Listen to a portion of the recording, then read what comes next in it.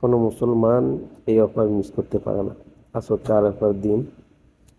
রাসূল একটা হাদিসে বলছিলেন যে আরাফার দিন যে রোজা রাখে তার বিগত বছর 1 বছরের গুনাহ মাফ এবং আগত 1 বছর, সামনে আরেক বছর, এই বছর গুনাহ মাফ।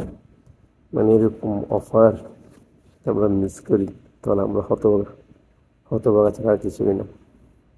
যাদের সম্ভব তারা অবশ্যই ইয়ামুল আরাফার রোজাটা রাখবেন। এরপর কোনোভাবে হাতছাড়া করবেন না। আল্লাহ আমাদের বান্দাদের অনেক সুযোগ দিয়ে রাখছেন, কিন্তু আমরা এটা লুফ নিতে পারি না। যারা সৌদি বা মিডল ইস্টে আছেন তারা হচ্ছে আজকে রোজা রাখবেন। আর বাংলাদেশ, আমাদের দেশে যারা আছেন তারা হচ্ছে আগামীকাল, অর্থাৎ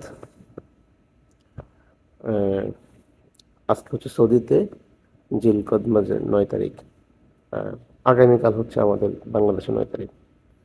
তো সবাই অবশ্যই রোজাটা রাখবেন। এই অফারকে হাতছাড়া করবেন না।